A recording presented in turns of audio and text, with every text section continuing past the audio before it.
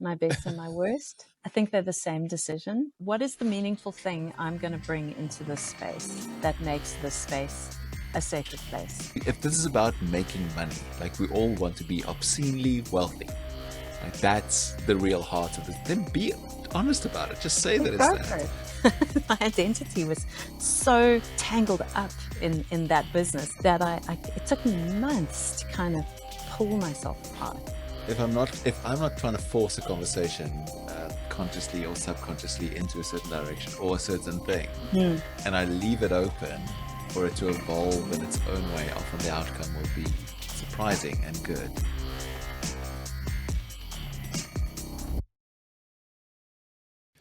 Hello, beautiful people, and thank you so much for listening again to Through the Fog, a podcast about people finding their way and how they found their way. So my next guest is Sarah Rice, who I work with quite often in helping design organizational cultures and with anything really people related. So Sarah is a fascinating person and has become a close friend over the last couple of years. And I really enjoy speaking with her, and we laugh a lot. So this conversation and this episode really does have a lot of laughs in. So Sarah is very, very interesting. She has been working in startup land since 2000, since before the term startup was even being used. She has worked with hundreds of them, from small ones that no longer exist to the ones that are now very, very successful, in her role as a PR person, communication strategist, and recently as a people ops strategist, consultant, and a coach. She's run a PR agency, been part of a go-to-market agency, and is currently enjoying having no direct employees and loving that she gets to work with many different smart people on work that actually makes a difference. So our conversation meanders through founders that are expected to be priests and parents to their people. And we talk about the 12-step program and Sarah's open and honest conversation about how she started her journey on recovery. And it's just really a ton of helpful things for founders, entrepreneurs, and just general human beings trying to figure out their next step. So this is my conversation with Sarah. Hello, Sarah, and welcome to the Through the Fog podcast. It's so glad to finally have you here and we can have our chat. So let's just jump straight in. Where do you find yourself right now in life and physically? Okay. So physically, I'm in the metropolis of Observatory, but due to some neighborhood cutting down trees issues, I'm actually at a co-working space. And I think that is basically a really good metaphor for where I find myself, which is in a transition period, which I've been in for about a year since I left Skynamo as head of people. And I am learning again how long transitions take to land, and how much learning there is, and how much freedom there is, and how chaotic it is. And yeah, this year has been really interesting. I've done some beautiful work in the consulting and coaching space, and I'm also really feeling into some of the financial terror of working for yourself again. And how just how incredibly soporific a salary is. And part of me is like, maybe that wasn't so bad, so that's where I find myself. Yeah. Oh, it's so funny. I was saying the same thing to my friend Nick last week. So that it feels like at the moment I'm driving on a dirt road, and it's like, and he sent this message back. It's like, well, do you really want a life that's just on the autobahn and you're just like flying forward? It's like, yes, yes, that's exactly what I want right now. Yeah, I'm tired of this dirt road. Freedom. Yeah, exactly. Yeah. Cool. So tell us a bit. Who is Sarah? I was thinking about how to answer this question, and I thought I'm a Venn diagram of many different pieces. And the one piece is definitely work, which I love. I love my work so much. And there's also family, which I also am obviously desperately in love with. And then there's quite a big kind of spiritual exploration. And the Venn diagram of those three things connects. And I'm somewhere in the middle and sometimes Yeah. schizophrenically moving between them all. Yeah. So So it's what do you kind have? of people, spirits, and love, I guess. People, spirit, love. Mm. And what sits at the center of that Venn diagram, if you overlap all of it, that's Sarah. Yeah. Yeah. Maybe love's in the center.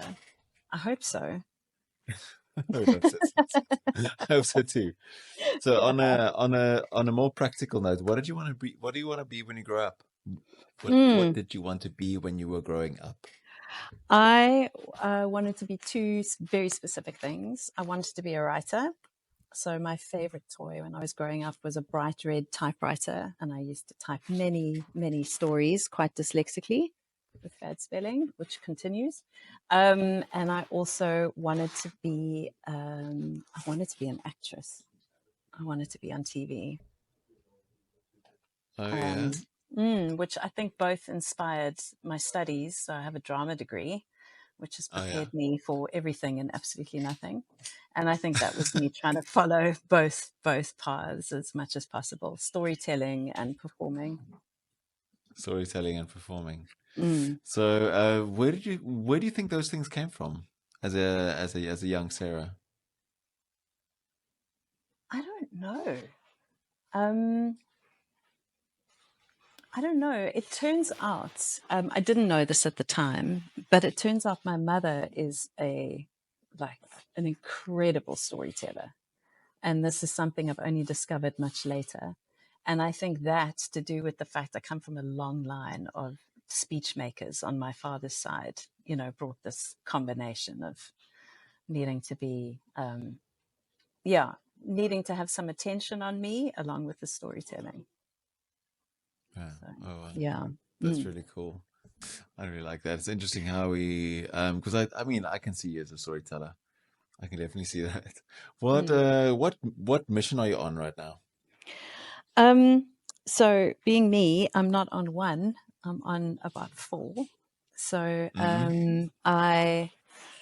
I've got a big mission around the role of business and community, and the fact that my sense is that our communities have started to fracture. And we used to be defined by our whatever our religious tradition was, whatever that happened to be, or our family, or the village we grew up in.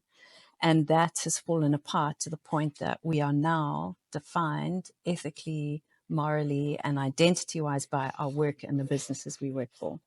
And Mm. that this puts extraordinary pressure on our leaders to be often the ethical centers of the people that they manage. And I feel like they weren't trained for it, you know? No. Like you've got someone who had a really good idea for a software app, and who's now being asked to provide this extraordinary like conflict resolution and what's my purpose and how am I going to grow as a human being and often ethics, which is why values become so important. And I'm really interested in the pressure on middle managers in that system because Yeah. and so that's a mission of mine to understand and then support, like what does that Yeah. look like for leaders. And then I'm also currently feeling like uh, the modern workspace has put us all in our heads and out of our bodies, and that there's a wisdom and a centeredness that happens in our physical beings that we've lost touch with. So I'm leaning into something I'm calling embodied leadership. I don't think I'm the only one to do that though. And how do we reconnect leaders and human beings with their bodies and their minds so that they can start making better decisions and calm down and not be so reactive or so fearful all the time. Um, Yeah. yeah, those are the two. That's really amazing. Like, I've had this conversation a couple of times with people over the last year. I think you and I have had this conversation as well. And for those listening as well, Sarah and I we met through Greyfeather. I think the Greyfeather Mm. group. Greyfeather and Fred And from Fred uh, Road. World. Yeah. Yeah, So those of you that don't know Fred Road, so Fred knows everyone in Cape Town. True And then story. everybody is connected to Fred in some way or another. Mm. And Fred Yeah. runs a community that creates learning experiences for entrepreneurs called Heavy Chef. So you can check Fred's work out at heavychef.com.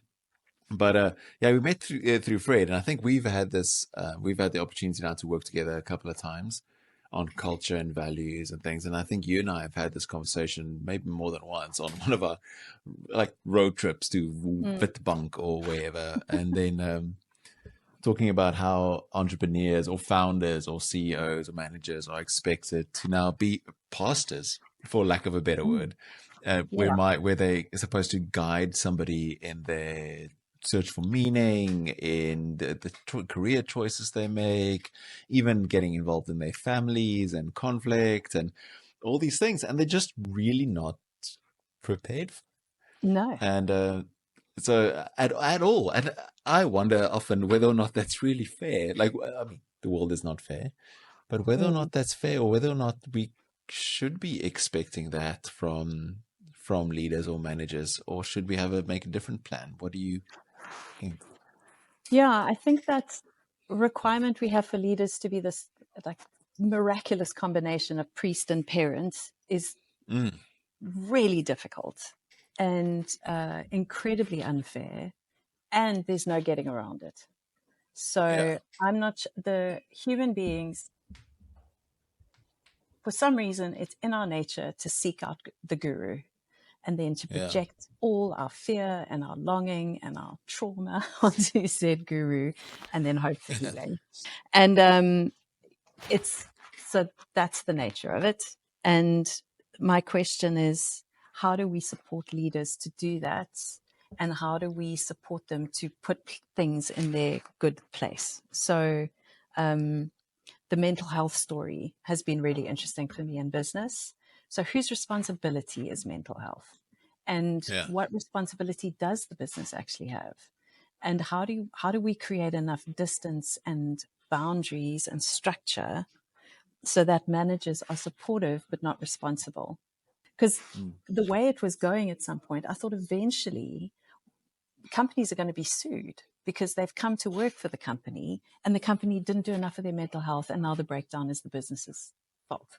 yeah, Because we were taking, as an organization, so much responsibility for people's mental health. It was insane. The pendulum seems to have balanced out again, thank goodness. But it's what is the appropriate boundary for the different needs? What can business do and what can't it do? And then how do we communicate that well?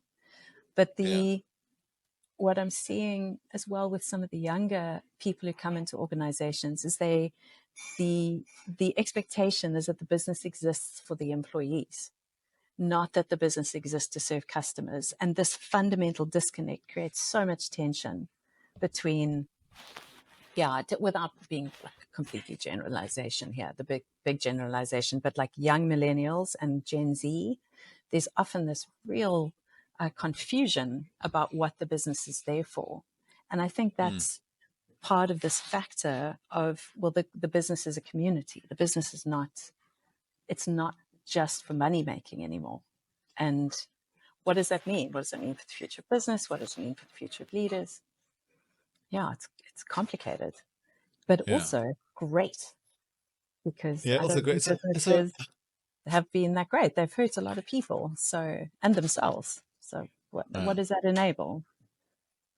So how would you advise, or how would you facilitate a process like that with a leader? Let's start with the leader.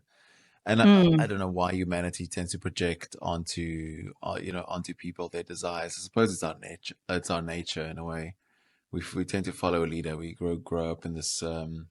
Well, the world is designed in this pyramid shape, and we mm, all the power is always located at the top, for mm. better or worse. And I don't Yeah. think we're ever going to get away from that. Like that's just the way it is.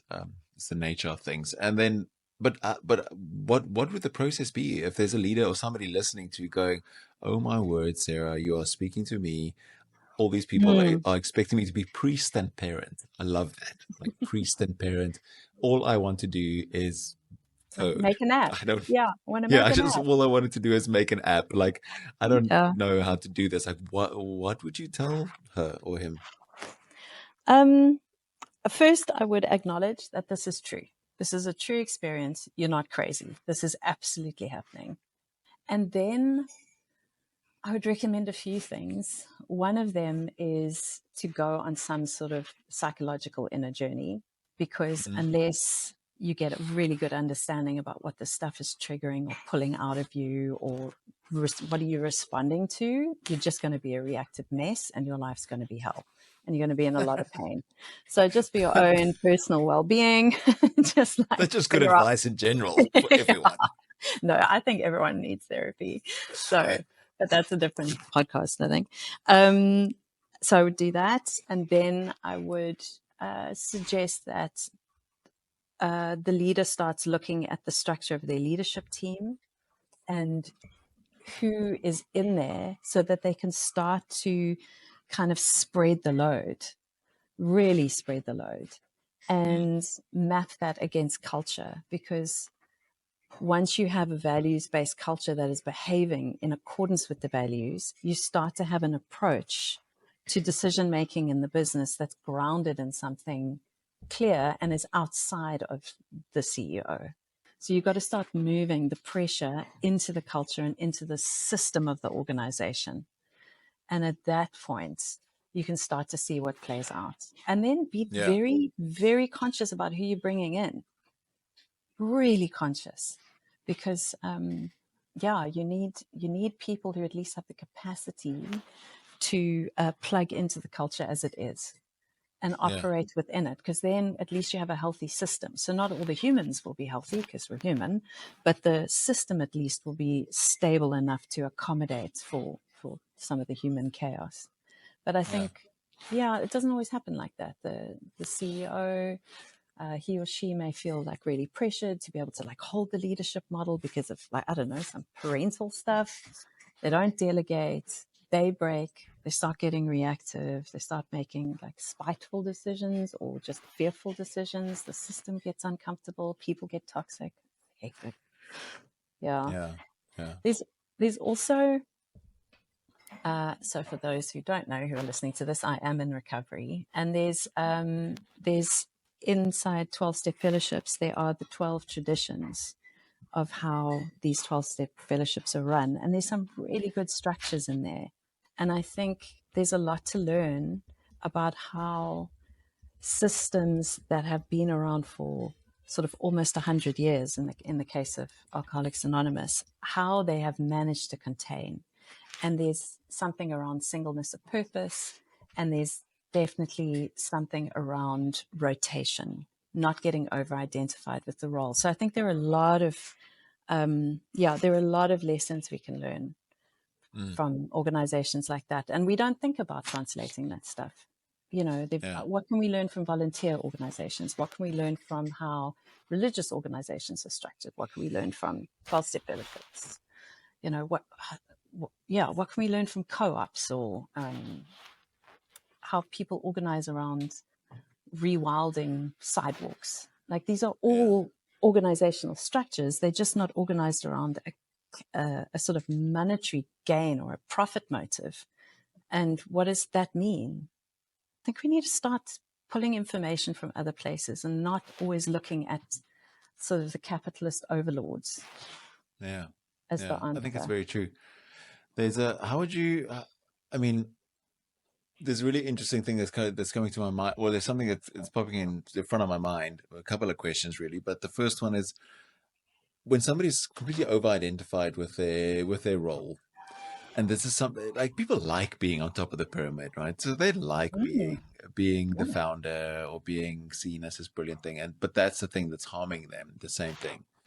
How do you get them to realize, or how do you get to see that that's the thing they need to die to, or that's the thing that they need to let go of in order to actually move the whole business forward? So therapy helps. I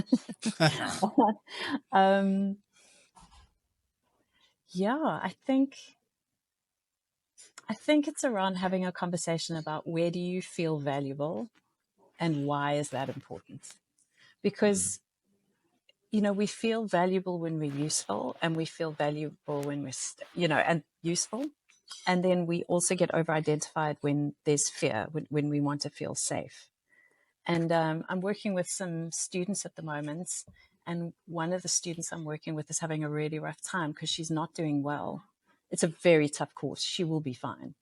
But she's really battling. And we had a long conversation. And it turns out that her entire kind of sense of herself is based on the fact that she is smart and she does well academically. And now that's being eroded. And she's having to build up different ways of understanding her value. And part of me is like, oh, this is so hard for you. And the other part of me is delighted. Like, let's learn that at 21, and not at 50. So when I shut down my first business, I was about 37. And I spent the next 6 months telling people when they asked me who I was or what I did, I'd be like, oh, I used to run a PR agency. My identity was so like tangled up in that business sentient that it took me months to kind of pull myself apart. It's really painful. But I think it's around recognizing that as a human being, you have value far beyond your role or your financial contribution, and then interrogating where else you can find that value, and also really showing the limitations that, how you're trapping the business inside whatever your ego structure is. Yeah, no, for sure. There's there was something else that you said now. You spoke a little bit about culture and values and how that can be used to drive the business forward or to make decisions as a system, if I understood correctly. So this show and the whole idea behind the show is it's called Through the Fog for that reason. It's like, how do you navigate and how do you actually move forward? So if you, as a leader, somebody's listening, and then so instead of me guiding it or me as a leader guiding the business or guiding the organization, how do I leverage the culture and the team to be able to move forward, to navigate with, instead of me just making the calls and everybody looking to me as the wise old sage to tell them what to do? Yeah. So first thing is you got to have a culture that's actually true, and that isn't kind of chat GPT'd, give me 5 values and one of them will be integrity, and everyone will fight for the rest of their lives about what that word means. So you need to go through a process that is legitimately a mirror of your organization. I mean, you can use AI all you like, but make sure the stories that you're putting into the AI are legitimate, and work with some creative people who understand language. And then that becomes the kind of the heart center. So if one of your values is kindness, then when you come up against HR issues, the question can be like, what is the kind thing here? Kind, not necessarily being soft. Like, I'm a big fan of ruthless compassion, hold people to their higher ideals and request that they show up like that. So we're not talking about what I think Kim Scott in her book, Radical Candor, calls ruinous empathy. But then what is the kind thing to do here? Or if one of your values is we get shit done, then when people are not getting shit done, are we allowed to swear on the podcast? You are, yeah. I'm not, but you are. Yeah. So if that's one of your values, then the decision needs to be, we do everything in our power to remove obstacles to getting shit done. So it starts to drive behavior. Or if transparency is a value, then you need to push that. Like, are you a company that releases financial results to your employees on a monthly basis? Is that how transparent you are? Is everyone able to see the CEO's calendar? Like, I'm not sure I'd suggest all of those things, but what you need to really push into those things, because then people will know how to make decisions without you. Yeah. Which is, I want to take a short moment to tell you about The Quest. The Quest is a transformative experience of self-inquiry that I run along with my friend Simon in the mountains in Franschhoek. It basically consists of a retreat, at the center of which lies a solo where you spend time alone in solitude on the mountain, out in the open with only the basic necessities whilst fasting. That means only drinking water. The entire process is designed to help you work through questions that you have.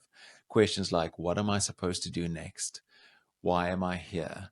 Why am I making this decision? Why do I need to leave this behind? What do I need to leave behind? Or what do I have to pick up to move forward? It's a process that really digs deep into your motivations and helps you chart a way forward. If you are interested in joining this process, we are running the next one in October, and it is a 4-day in total quest. So 2 days of preparation, one 24-hour solo, and then a day of integration. And if you're interested in this, please go onto my website, thisispia.co/quest, and fill in your details there.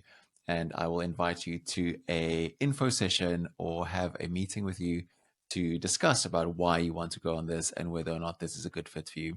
This has been one of the most transformative experiences of my life. I did my first one, a 12-day quest with a 4-day solo about 8 years ago, and have facilitated many, many, many since. And I'm always amazed about how much this process transforms a human being. I would love to have you become a part of that circle. If this resonates with you, please reach out via my website. That's extremely hard. So if somebody's going on this values journey, like redefining their values, because often what I find coming into business is they have values somewhere written down somewhere, and often it's something like integrity, or Yeah. what's the other one that people like? Integrity, teamwork, and trust. Oh, And it's I like, know. well, Just want to those cry. are Yeah. those are I permission know. to play, like permission to play values at least. Yeah. It's like They such a low bar, isn't it? It's like we trust each other. yeah, That's great. Yeah, I mean, it would be that's really impossible to do great. anything without you, Yeah, without without that. it, Yeah. yeah. Mm. It's like there's I'm writing a talk this morning, and I actually riffed on that little thing. When a bank has their values as integrity and trust, it's like, well, you're a bank. Like there are places for banks that don't have integrity and trust. It's called jail. Like, that's where that is. Yeah. No, Those are exactly. permission to play values. So how would Yeah. somebody go about defining their values, like digging into them? What is that process? So it comes through storytelling. For me, sorry, let's just say this is my process. It's not necessarily the world's process. I tackle it through storytelling. I've recently discovered a new thing called Still Life. It's actually designed by a man in Musenberg, and it's a way of using objects as a still life to start telling your personal stories. And then one of the things we've been discussing is doing that with a leadership team or a founding team, and then taking elements of the person's personal still life and building that into a still life of the organization, and then pulling those stories together. Because particularly the founders' values become the organization's values because they're in the DNA, they're the source code. So your first Yeah, sort of 5 people who start a business are going to be deeply embedded in the values. So we need to understand what they stand for, why they chose to become part of the business, and then what the business has evolved into. And then you map that storytelling against how the business is currently showing up, which for me is everything from like, are you in a co-working space? Does everyone work remotely? If they work remotely, do you have a work from home allowance? How much leave do you get? How do you apply for leave? What's your paternity leave policy? How do you navigate? Do you have onboarding?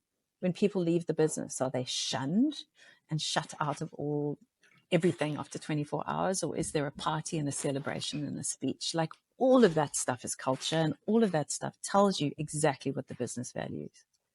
And yeah, then, yeah, yeah, for me, I also like to look at shape of payroll because that tells you what the business values. So yeah, if you've got I mean, that's also linked to the business, but values also have to link to business outcomes. But if you've got a technology business that is 35% customer service people, what you actually have is a customer service business that has a software product to deliver the service. So if you've got a 45% product business, product payroll, then it's probably innovation and R&D. Like, not exactly, but I quite like shape of payroll also as a data point about what's going on in an organization. Yeah. Yeah. It's very true. That's why, Jesus said, where your money is, there your heart will be also. It's very, Did he really say follow that? the money. He did, yeah. Did he? Would definitely say Where? that. Which one? Was this in the moneylender story? In the money lender story, I have to go find it. I can't remember that. I'm Okay, terrible cool. at remaining verse numbers.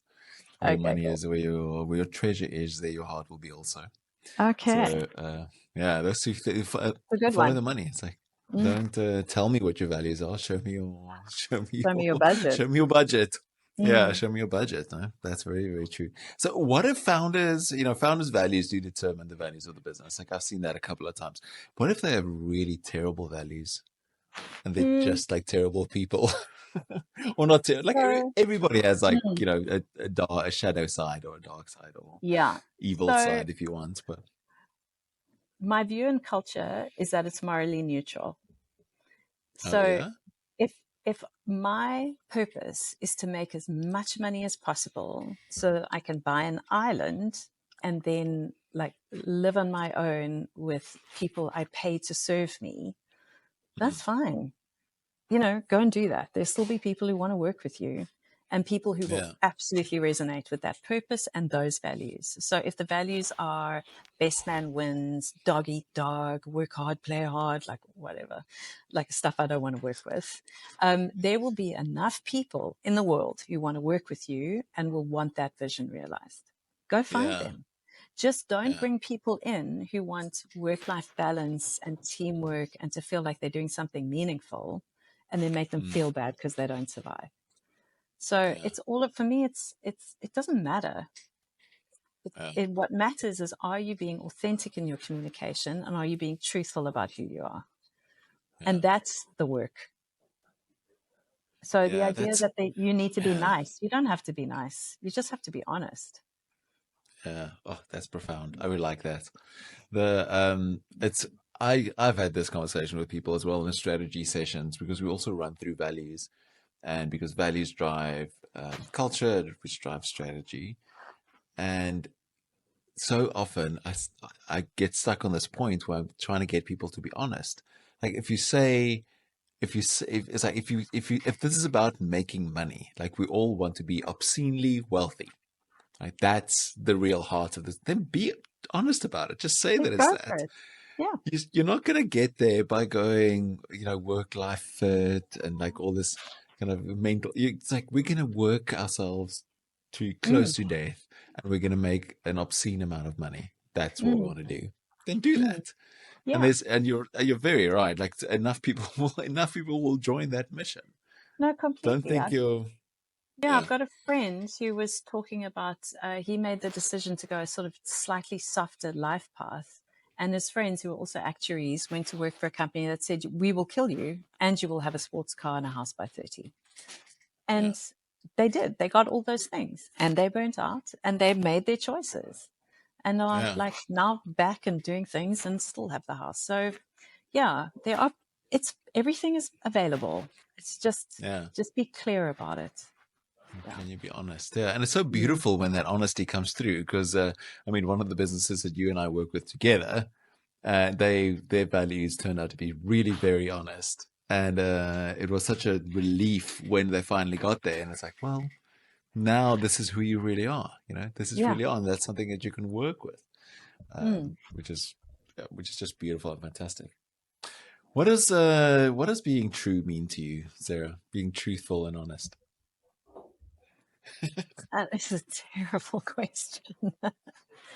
um, mm, I don't know because I don't have one truth at a time. I have many truths, and also something I've been working with recently is information boundaries. Oh So I'm yeah, an oversharer by nature, and that is actually I'm starting to realize. I mean, one, it's a bit dangerous for me, but it's also quite violating for other people. Like I shouldn't nobody needs to know everything about me. Not everybody needs to know everything about me. So I'm starting to work harder to navigate my information boundaries. And that in the beginning made me feel like I was being untruthful. That wasn't true. I was just being selective about the truths I share. Yeah. So it's complicated for me. I don't have which is weird but truth is not fact either for me. There are facts, and even facts seem to be up for debate mostly. But there's also my truth is my response to the facts. It's my understanding of the facts. It's my story about the facts. Yeah. And that changes daily. And that changes daily, the response to the facts and the truth. That's really, I can really resonate with that with the oversharing. It's like when it feels like, I think I've got a similar thing. It feels like you're not being honest or you're not being authentic when you're not telling everybody everything. And I literally also had it was like years ago, maybe 10, 12 years ago. I went to a therapist. At least I've done that a lot. Yeah. But And it shows why thank you. centers, easy to talk to. I don't know about that. Yeah, I'm listening. How does that Yeah. make you feel? So I went to a therapist and I was telling her the whole story and the whole drama that unfolded. And she was like, "Why do you tell everybody everything? It's like, that's why you have all this drama in your life. Just keep some stuff to yourself. Just shut up."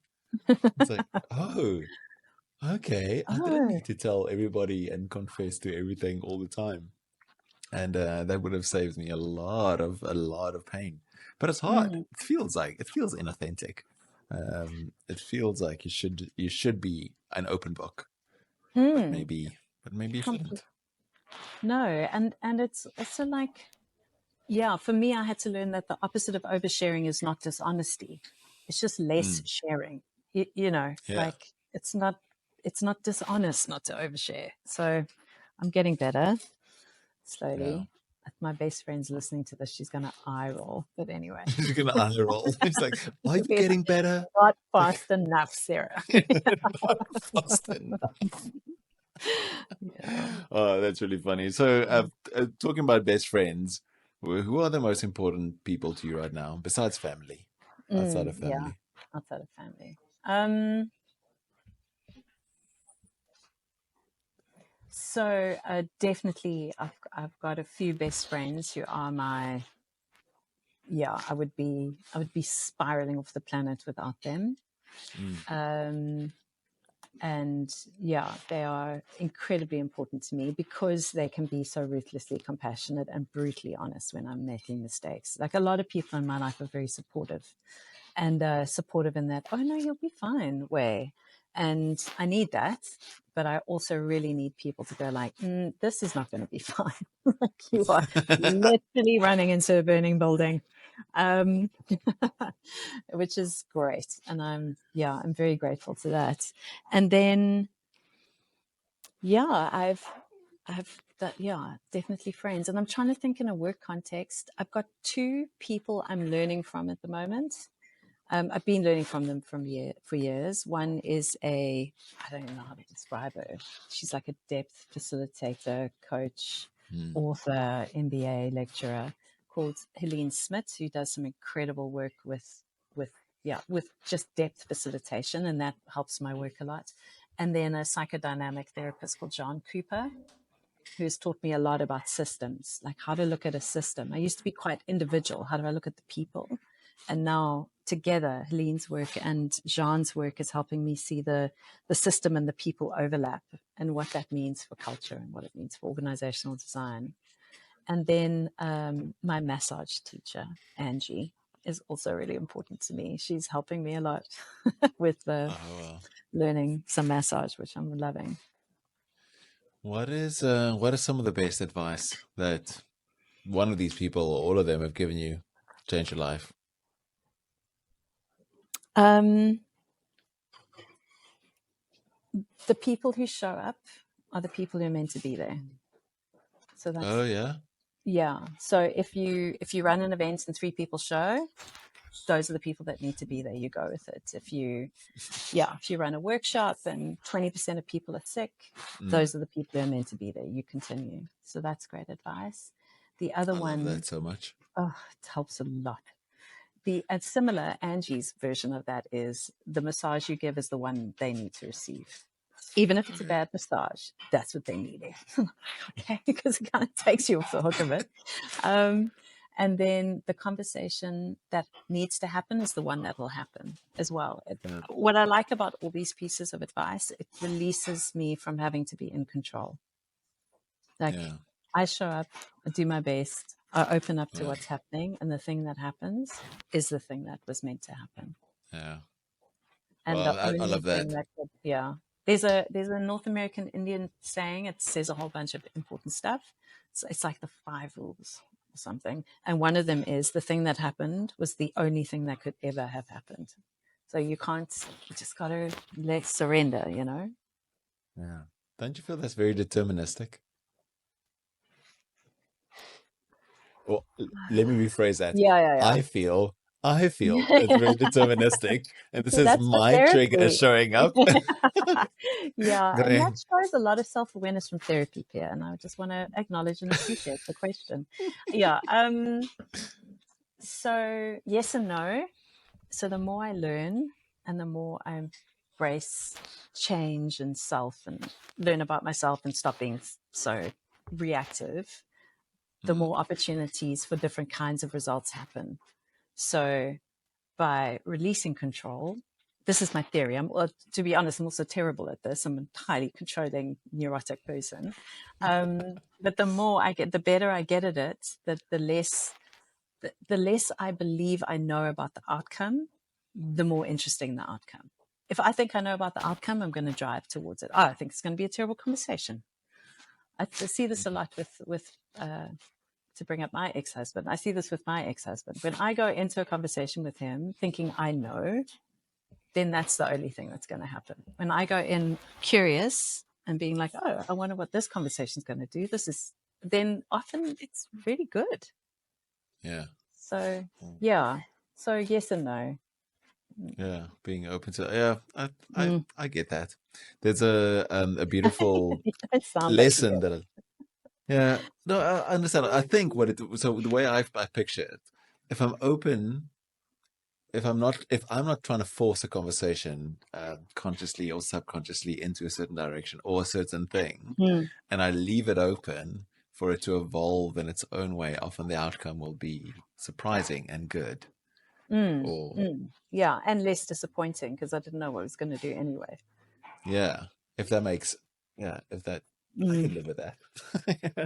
I can live with that. I just discovered, not realized in the last year or two, I'm becoming ever more libertarian and very, very much focused on you have a choice. You've got to have a choice and you better be making a choice. And if you don't make a choice, somebody else is going to make that choice for you. And so. Yeah. I mean, my way is not to suggest that you don't choose things. Yeah. Still have ethics. I'm still not going to show up for conversations that are awful. I'm going to remove myself from places I don't like. I'm going to raise my hand and vote for things I do like. I'm going to take action, civic mindedness, pick up the litter. Like I'm not lying on my couch passively. Yeah. Waiting for the world to happen to you. Yeah. But there is still, I suppose, it's one of those inherent paradoxes in the world. Like there's this trusting that the people that are there are the right people. And that I really resonate with deeply. We were once in Israel, and if I remember correctly, it was in Nazareth, in the Church of the Annunciation, which you will love. Like it is the most beautiful They space. speak very clearly. No, it's the place where the angel told Mary that she was going to have a child. So that's a space. Okay, and then around the whole building, on the outside, they invited all the nations of the world to create an image of Mary as they see her. So you have like a Japanese Mary, and you have like an African Mary, and you have a Puerto Rican Mary, and you have all these different sort of cultural depictions of the Madonna and Child, which is really beautiful, like hundreds of them, and beautiful artworks. And the Japanese one is especially gorgeous because it's done with thousands and thousands of pearls That's like the Oh, gown wow. of Mary. It's insane to see. And we were walking around in that building, and it's also this building. It's this Art Deco style cathedral, just insane. And we were walking around that building, and it's built over where they think Mary's home was. So it's this cave, Mm-hmm. and it's one of the traditions that's very accurate. And most people would say that the chances that is actually the place where she stayed, it's very likely. And we were standing there, and the priest was performing mass, and there was almost nobody there. And it's this massive building. There was like 2 or 3 people, and we were standing there, and I was asking, I think I was asking our guide, or I can't remember. He was like, why does he keep on doing? There's nobody here. Like, why is he keep on doing doing the mass? Mm. And then the guide said, well, he'll do it. They've been doing it for, more than 1,000 years, and they'll do it every single day, whether or not they are people. It's not the point. And Mm. they have a saying, the priest will say, well, the faithful will come. Like, whoever needs to be there and whoever is there will be there. And that sort of view on life, whether I'm speaking at events or preaching Yeah. or doing whatever, if there's 3 people or if there's 3,000 people, those people matter. They are the ones that showed up and the ones that are there. And I was like, the faithful will come. They'll be there. Yeah. And also what I like about that, it means in that context, the mass is not performative. Yeah. It's the ritual is for the faith. It's not for the audience. Yeah. It's Yeah. really nice. That is really nice. I'm Exactly. interested.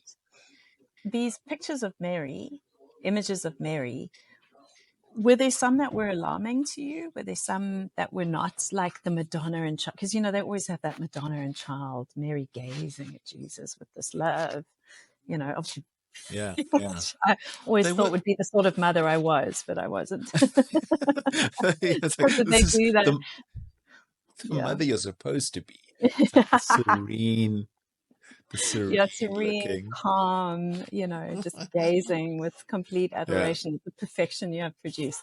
Yeah, no, I mean, sometimes, not always. Some of them were, I mean, most of them were like that because they're quite traditional. But then some of them, if I remember, there's a Brazilian one that was extremely colorful and Mm, bright and joyful. And if I remember, I think the South African one as well was mm, very not serene and quite joyful. There weren't any that were like Mary crying and she's crying and it's like 3 a.m. and it's like a dirty diaper. It's not that. no, they're not Although real. I'm pretty sure that's the way it was, right? But Mm, it's not that. But there's different. Yeah, they were different. I think there's a Native American one as well, which was quite mm, done in the style of almost like a totem, which I really mm. enjoyed. It's very, very Yeah, beautiful. because it's Yeah. quite cool, that kind of sense of, I mean, if you move beyond the faith part of it, so Mary is it's like the many faces of the goddess. So Mm, what was coming through? Yeah, nice. I'm gonna yeah. go look it up now. Yeah. What do you think? What role does spirituality play in the workplace, or should it play? Mm, mm. Um, so I think it's difficult, because spirituality is often linked to religion, and religion can be quite divisive as a Mm, structure, not as a faith. Um, but I think, yeah, I'm not sure that it does, unless it's part of your culture. So I yeah. do know they are faith-based, they are Christian businesses. So they have the profit motive, and there's prayer at the beginning of every day and before significant meetings, and I think that's absolutely fine. Just be clear, I had one friend who got to a kind of fifth interview off a stage before there was they suddenly revealed that this was a very Christian organization, and he's a complete atheist and it could not align. So I think Yeah. that's where there's a problem. But if you're clear right from the first interview or even in the Yeah. job description, I think it's helpful. So I think if it is in the organization, it needs to be very, very explicit and part of the culture. Otherwise, there needs to be a kind of, tolerance, openness and tolerance to everything. So I Yeah. think if the cultures can hold the ethical center, then you don't need religion in the organization. And then I think it's just around supporting people's spiritual journeys if they want them. Yeah. Yeah, but I Very think true. yeah, just being There's open. I read a article in the New York, was it the New Yorker or the New York Times? Can't remember, one of the two. And there was it's really fascinating. It says, God is dead, and so is the office. These people want to save both. That was the sort of headline. Yeah. And it was they profiled, I think, 3 or 4 organizations that work within businesses to use spiritual principles, practices, and rituals to enliven the office again, to bring meaning and purpose and things back to the office. And one of the businesses, I think it was called the Sacred Design, like something like Sacred Design Studio, how Mm, they would design onboarding and offboarding um, processes using ritual. So using the nice. elements of ritual and practice Mm-hmm. and bring that Mm-hmm. into the workspace, because those things are so good at onboarding somebody, um, or helping somebody exit or leave or end a chapter. I think that was really Mm, fast. So that was an interesting application to me about how those elements could be brought into the workplace without being it overtly like. And I know that faith-based organizations, like this is a organization or a business that's founded on Christian or Islamic principles, or Jewish principles, or mm, whatever it is. I mean, that's for me is one thing, but there's a trend or something that I've been noticing in the last while where some businesses are embracing spirituality in a more, I suppose, a general way, and mm. sort of pilfering from religions, like all the rituals and practices that could work for Yeah. them. But you see, rituals are a communication tool because Yeah, they keep things going. So if whatever the ritual is, it means the organizational information is transferred long after the people are gone. So yeah, it's a really good technology, for want of a better word. And I think, yeah, there are connection rituals. The morning coffee is a connection ritual. mm, mm, Um, yeah, one organization I'm with does deep breathing before every meeting to get everyone present and in the room. That's I guess, a spiritual practice. It's just breathing, but it's a spiritual yeah, practice. So I think bringing in, yeah, and weaving in gratitudes, and I quite like altar work. yeah. What Like is that? like what is the meaningful thing I'm going to bring into this space that makes this space a sacred place? Yeah, So it's one of the issues with hot desking for me is that you lose the sacred. So having a picture of my child, I don't know, oh, I the see. silly post-it note, the quote, Yeah, like it creates some sense of sacred space, but mm, also to sometimes run it as a collective. yeah, The year-end uh, function is basically just a sort of Dionysian festival for most places in South Africa. Like, let's be clear, it is everywhere. my rule is, because I often speak at those events, and then my Yeah. rule is I have to leave by 10 p.m. Oh, you have Like to. literally set an alarm and I leave by 10 p.m. and people are like, "No, we're doing shots," and I'm done. Thank you. Yeah. I'm out. Like, because that it just goes south from there, which is fine if that's your thing. But I mean, I love that idea of making an altar. Like my desk. This is on what's on my desk. I've got There we a go. little, yeah. I've got a Yeah, little Mickey it's Mouse very because I sacred. one day I want to work for Disney, do a job for Disney, Mhm. and then I have. If you know what this is, we can be even better friends. I don't know if you can see that. It's It's like is that Vicky the from? Viking. Oh no, It's I from don't know that off. It's from Belgium, Oh and then wow. everybody. If anybody listening, that in the back in the 80s, I think 80s, early 90s, there used to be a show on SABC called Vicky the Viking, and it was dubbed into Afrikaans. And then Oh, Vicky always made plans. He used to rub his nose like this. And then I also, it's like, now I'm like, Vicky was addicted to something because he was always like hmm. rubbing his nose like that. And I was like, Yeah. And then he would make a plan. He'd be like really innovative and like make some sort of Okay. plan to save everybody. And that was every episode. So I have it on my desk. And my daughter went to Belgium a couple of weeks ago, a month ago. And I asked her to bring me one because it helps me to remember that you can always make a plan. Like Always when make a chaos plan. hits, you can always make a plan. So like little, Oh. little And idols that's on my perfect. desk. You've got your manifestation moments with Mickey, and then you've Yeah. got your like which archetype are you bringing in? Perfect ultimate. Perfect ultimate. I love that. So Yeah. let's like turn a little corner here. How do you find your way, Sarah? How do you make decisions? Yeah. Okay. So I always say I'm a bit like a chameleon. Have you ever seen a chameleon move? It Oh makes like yeah. 3 or 4 attempts before it does it. That Oh is yeah. me. So I'm like, yes, I'm in. Oh, I don't know. I don't know. No, it's cool. I'm in. I'm 100% there. So the big decisions, I do that. And then some decisions I make without even really thinking about it. I just signed up for Rich Mulholland's Story to Stage course. Oh, I saw That that. Yeah. that entire decision was made in about 3 minutes.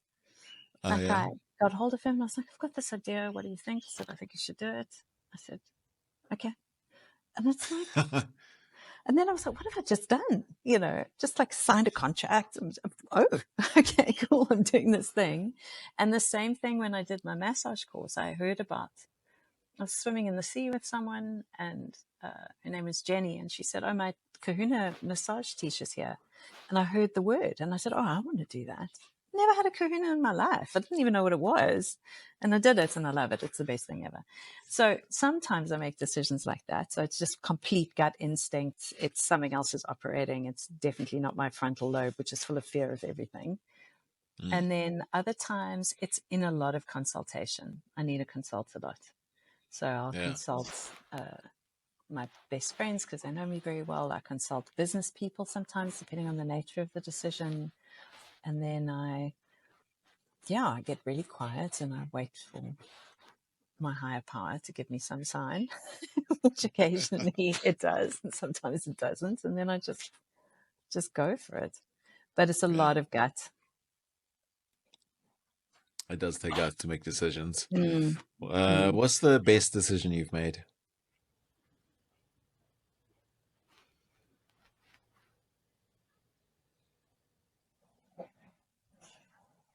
I have no idea. Let me phrase it like, what's the best one and what's the worst one? Okay. The worst decision. I think they're the same decision, my best and my worst.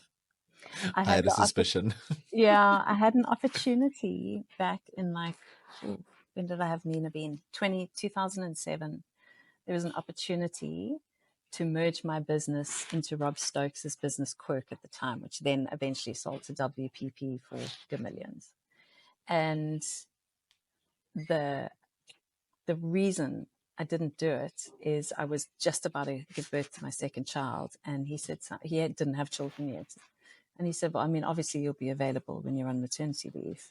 And I was like, oh no, oh no. Like she was my second. I knew exactly what I was like just after a baby. And I was like, oh God, I can't do this. In hindsight, it's also my incredible fear of losing freedom. And that I think was both the best and the worst decision. It put me on a track to get me to where I am today. And it was a pivot moment. And also worse because I think I'd be in a very different place. I would be, I think, it would have been really interesting to be along for that ride. Yeah. So, it was an I can interesting, imagine. yeah. Yeah. Very, very interesting. Would you say that was something that was a really difficult road, but a good road? The one I took instead, Yeah. it's been brutal.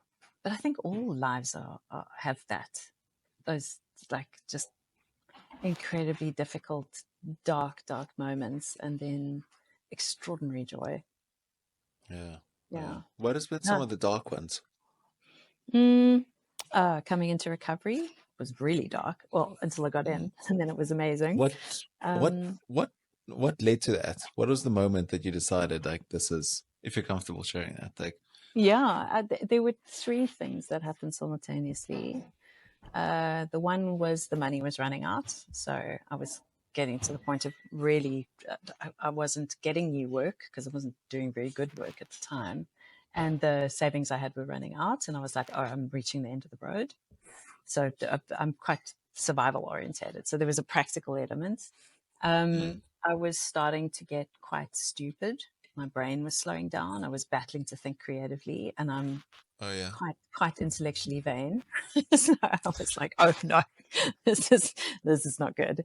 And then this is not good luck for me. And then my son went from Cubs to Scouts, and the pickup time on a Friday moved from like 7:15 to 10 o'clock. And I realized I was resentful because it meant I couldn't drink the way I wanted to. And Oh. that I was like, Oh. this is not a good look, and this is not a good Yeah. feeling. This is not Yeah. normal.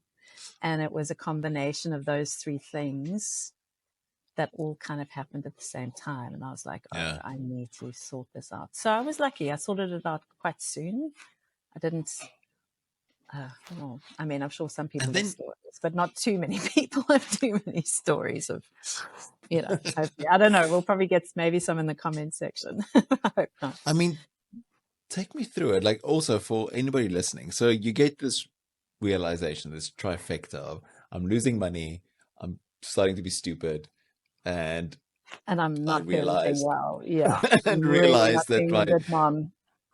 my drinking strategy is now getting like derailed by my son's pickup schedule, and that's I mean, maybe a warning, a red flag. yeah. And then what? What do you do? Do you Google? Do you go on and you go like, and Yeah. for anybody listening, like, what is the next thing? What do you do? Do you just go up to your GP and say, help me, or do you Google Well, somebody, or? yeah, I think, okay, so I'll tell you my route and then other routes. So, luckily for me, I have, by that point, had a lot of friends already in recovery. So I was super aware of 12-step programs. And so I phoned up one of them and said, I need to talk about this. And the great thing about people in recovery is they are very willing mostly to talk to people who are thinking about getting into recovery. It's all quite I can exciting, imagine. actually. It's a bit like Yeah. missionaries, like, please let me show you the way. And we try to be as chill as possible about it, but it's very exciting. And then I saw an addiction specialist counselor just to make sure it wasn't my meds. Was it the antidepressants maybe? Anyway, 2 sessions later, she was like, and then I looked into rehabs, but I didn't have the money to go to rehab. And I didn't know that on a hospital plan, there is actually a prescribed minimum benefit of a rehab. But I also couldn't stop working. Like it didn't work. So then I just went to AA, walked into a meeting, got a sponsor, did the steps, got sober, stayed sober. Yeah. And then, I think hopefully GPs help. Hopefully there are enough people in the healing profession to, whether it's your religious leaders or friends, or the internet's great. Yeah. But I think the important thing is that 12-step fellowships are free. So, Yeah. You don't have to go to a 40,000 Rand rehab. You can just walk into a meeting. Just walk into a meeting. It's incredible how the 12-step program, I mean, it's world famous, like one of the big, it's not the biggest recovery program, or one of the biggest programs at least, and completely free, almost completely without structure, if I understand it correctly, and so It's effective. called unorganized. Unorganized, yeah. It's not disorganized. It's just not organized. Yeah, unorganized. Yeah. So and so effective. It's What extraordinary. is the what is the magic behind it? I have an opinion, but I want to hear from you. I haven't been through 12 steps. Oof. So I call it Buddhism for dummies.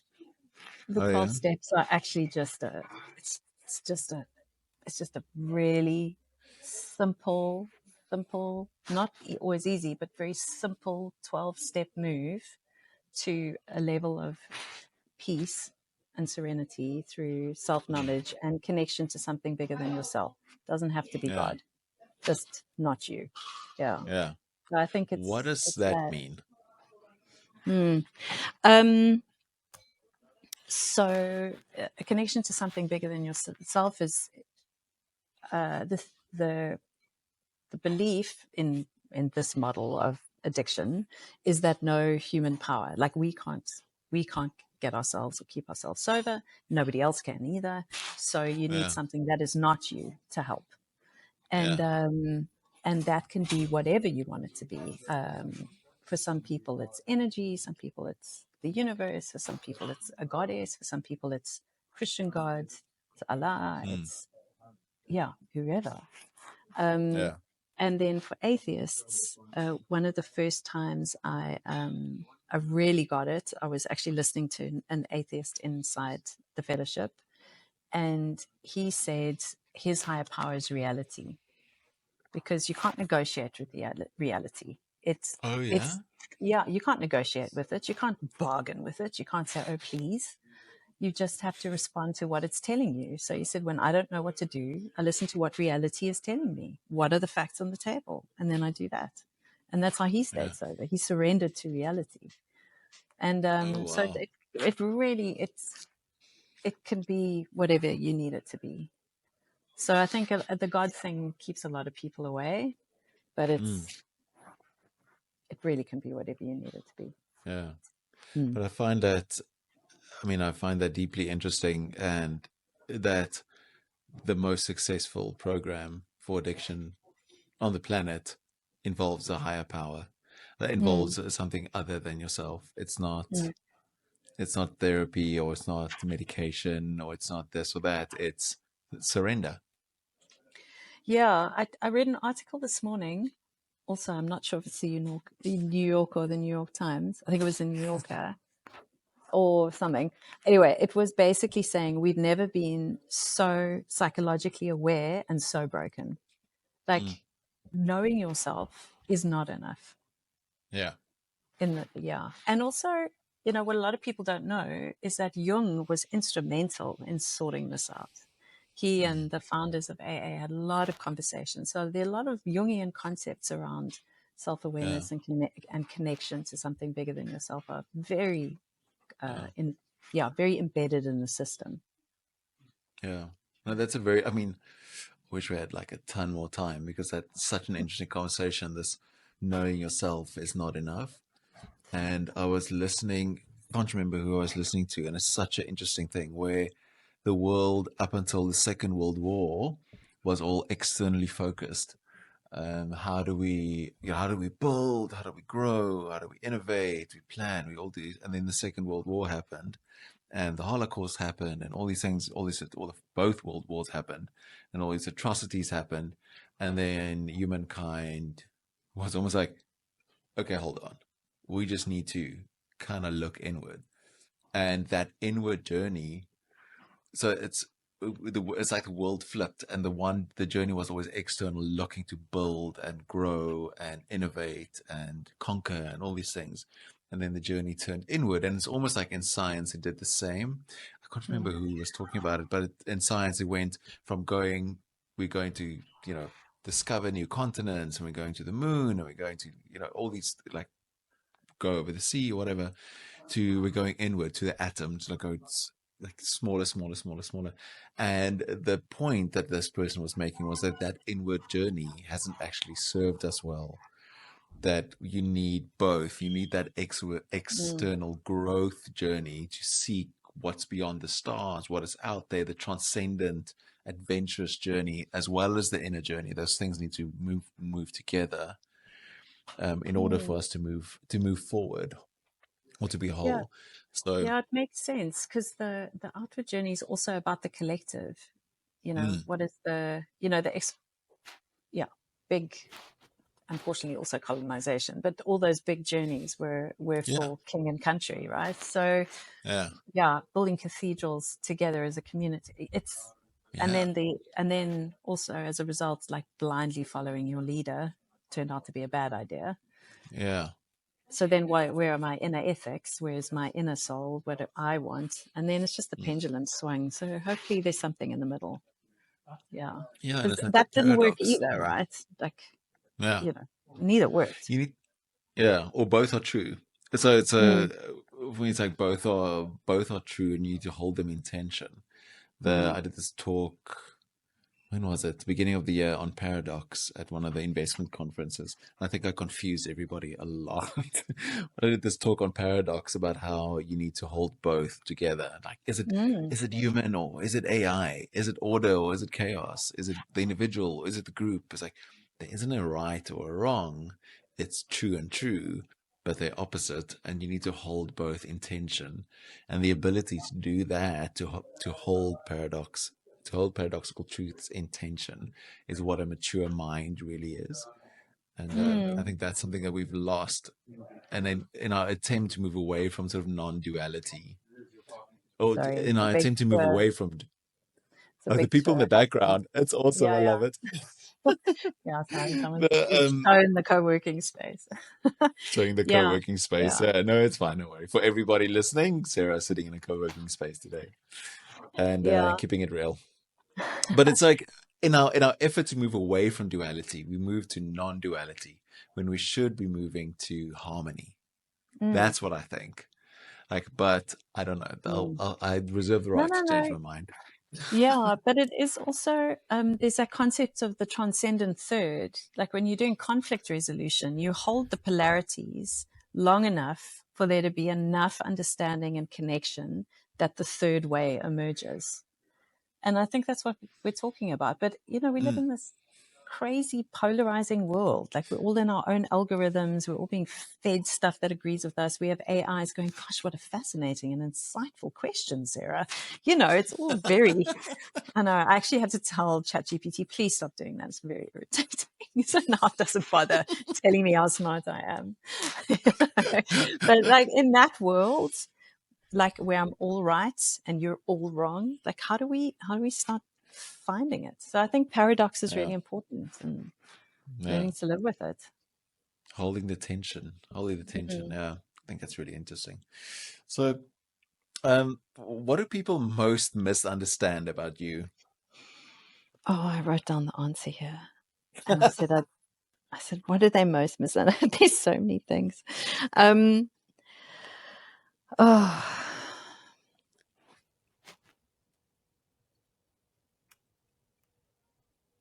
I think what people most misunderstand about me is they think that they experience, I don't know. Okay, firstly, I don't know. This is my projected of what I think people misunderstand about me, but it's where I see people shocked, is that I am I love human beings. I love people. I find them very interesting and wonderful and marvelous. So when I'm engaged with a human being, with one person or many people even, I can get really interested in the story and connected, and I want them to do well, and I want, I'm invested in their growth and happiness. I'm also very capable of looking at a business strategy and saying, oh, I see, 15% of the workforce has to go. And that's, I call that one data point, Sarah. So there's the relationship driven Sarah, and then there's data point Sarah. And I can live in both places simultaneously, and then use data point Sarah's decision and say, okay, so then how do we take the best care here? And how do we make this as okay as we can inside a really cuck situation? But people mainly see relationship Sarah. So when data point Sarah pitches up, they're quite shocked. I mean, sometimes I'm a bit shocked as well. I'm also like, oh, okay, cool, all right, we can do that. I've seen data point Sarah come up in conversations as well. When we've worked together, I was like, whoa, okay. So I thought this is all about HR and love and people. Now we're like, well, 15%'s got to go. Yeah. Yeah, and it's, I Yeah. mean, it's done with care. It's not flippant, but it is Yeah, like, of course. I can do the necessary thing. I can do what is needed. And I think that Yeah. can be very confusing. Yeah. Yeah. Well, that's really, yeah, that can be confusing for people. I can see that. Mm. What lies ahead for Sarah Rice? I don't know. I wish I did, because it would help me make some decisions right now. I'll tell you what I'm hoping for. Um, I am hoping to take, I'm, I'm started to move into more coaching work, which I am enjoying and I'm also quite scared of. And I'm really wanting to take that into middle management, because I feel like middle managers are like the piece of carpet under the stiletto, of Yeah. business. They're just so under pressure. I don't think they're getting nearly enough support. And so I really want to start doing work with middle management teams and middle managers and leadership teams to support Mm. management, and I'm really hoping that grows. Yeah, and I'm wanting to do more of that. But we'll see. Like, I don't actually know. I've spent a year since I went into consulting trying to figure out what the world wants from me, and it's it's being quite ambiguous and conflicting. Yeah, and I'm not yet certain of where my energy is most served, like where I'm serving the world most and where my Yeah. energy is being most served. I haven't quite worked it out, but I'm definitely leaning into this middle management support. And Mm. how do we look at organizational structures that create better support for managers? Yeah. The forgotten middle. Mm. So important middle. That's really true. That's really good. A couple of popcorn questions just to Mm. finish us off. Cool. What advice do you give your what do you tell your kids all the time? Sort of advice, jokingly or not so jokingly. Um, get off your phones. Get off your phones. How old are No, your kids now? 21, and my daughter turns 18 next month. Oh wow. Crazy. Yeah. What advice do I give them? Mostly, it's not personal. It feels Oh, personal. You're having a personal experience, but it's got nothing to do with you. 80% of the time, it's all about the other person trying to figure stuff out. Just don't take it on. It's not your stuff. Yeah. If I could have learned that more than 5 seconds ago, it would have been super helpful. Yeah. still learning that. What is Hmm. a book that changed your life? Okay. There are two. The one is The Middle Passage by Oh yeah. James Hollis. Oh, Oh. just phenomenal. To anyone experiencing Mm, any mm. trauma in their midlife, this is the one to go to. And then the other one is actually um, Dirk Gently's Detective Agency, by Douglas Adams. Oh It was the yeah. first book of its kind I'd ever read. I'd only ever read like St. Mary's High School for Girls library books. And they did not have like wacky, quirky science fiction. It was all good literature. And I Yeah. remember reading the first page about this electric monk who, anyway, it doesn't matter. But a piece of tech that was glitching out and thinking, oh my word, I did not know people could write like that. I didn't know people were allowed to write like that. And it just opened up my love of science fiction and fantasy and just Yeah. ridiculousness in a way that I'm so grateful for. Yeah. I love that. I love that book as well. And the series was amazing too. Oh, I I really loved enjoyed the it. series. Yeah. And it's such a funny, I was in, Austin a week or two ago. And one night was sitting, it's like Samantha Skyring was also on the show. And then, Amazing. um, and one of her friends, whose name I've forgotten now. And we were sitting there, and I went, "Who are you?"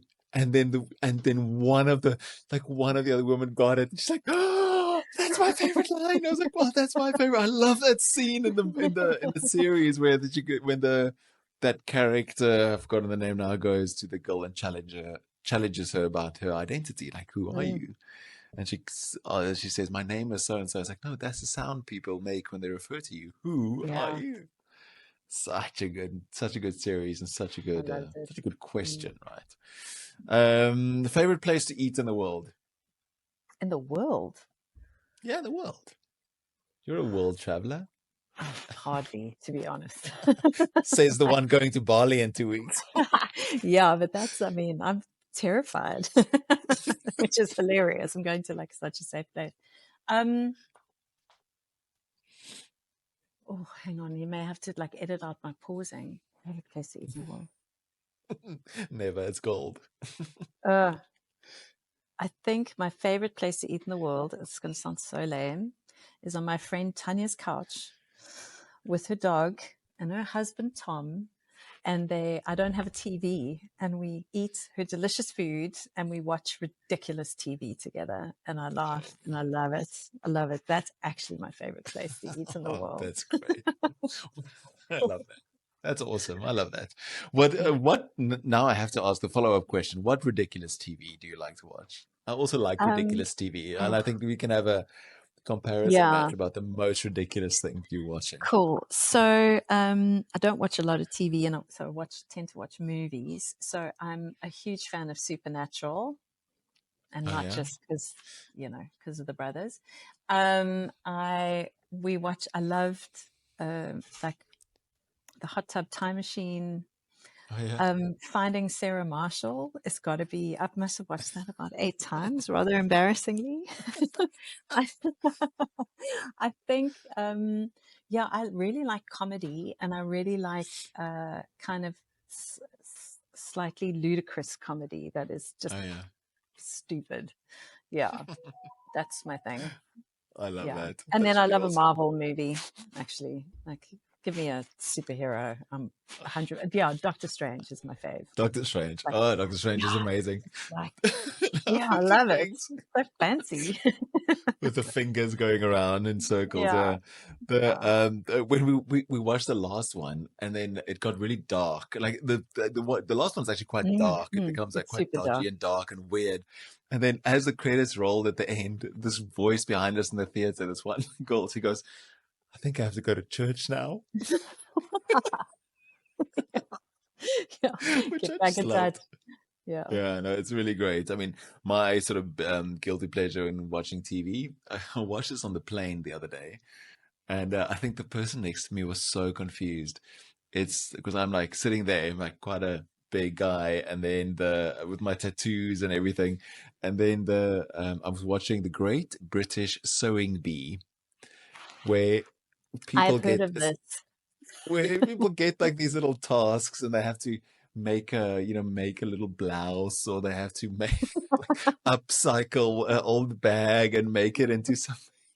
I It's the love most it. wholesome show that you'll ever find in your life, and I just love watching it because it just like tunes out everything else. So I was watching it on the plane the other day, and I think the woman next to me was very confused. I love it. um She's probably telling her friends, you won't believe what I saw. it's always like this guy. So what is one last question? What's a quote to live by, Oh, from you or from somebody else? mm, mm, mm.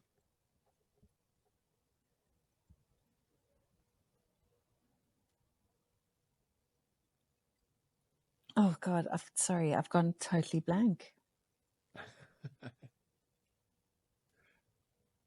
I've only got one that's entirely inappropriate. You totally share that. Now you have to share that. I am, but I'm going to tell you to edit it out. So it's a quote from a friend of mine, and I think it might be her quoting somebody else though, which is that when the sex isn't good in a relationship, it's 90% of the relationship, and when it is good, it's 10%. And I feel the same about culture. If culture isn't good, it's 90% of what you're talking about. When it's good, nobody even talks to you about it. So Nobody talks about it. you think it's not important. And I think, yeah, okay, maybe you Mm, can use this. yeah, no, I'm going to keep that in. I'm not taking that out. That's Cool. amazing. Where can people find you, Sarah, if they want to work with you or Um, chat with you? Perfect. So the best place is LinkedIn. I am actually in the process of building a website. It's taken me a year of consulting. Awesome. So LinkedIn's the best place to find me, Sarah I think I'm actually Sarah Elizabeth Rice on LinkedIn, but Sarah Sarah Rice should get you Elizabeth there. Rice. Mm, Yeah. My daughter's good second name is also grounding. Elizabeth. Yeah, good grounding name. There you Cool. go. Okay, find Sarah on LinkedIn. And thank you so much for joining me and having this chat. And I Oh, love thank talking to you. you because we always laugh so much when we talk. We And do. also enjoy Yeah. working with you. And if anybody out there is looking for somebody amazing to work with, a lot of fun, Data Sarah, and then what is the other Sarah? People's Relationship Sarah. Relationships Sarah. You Yeah, get two both for are one deal. available. Both are available, 2 for 1 deal. Mm, And then reach out via LinkedIn. Thank you so much, super. Sarah, for being here. Thanks, Appreciate Jen. it. Okay, bye. Bye. Thank you for listening or watching, and thank you for being on this journey with me as we try and figure out and find our way through the fog of life and work. So, I've been writing a really short little daily letter that comes out each weekday, and literally very short. It's less than 50 words, and it is a burst of inspiration with some thoughts on strategy, how to find your way, how to become a better human being and do work that matters. You can go to thisispia.co/daily letter to sign up and become a part of this community and hear about all the things that we get up to firsthand. Thank you for being a part.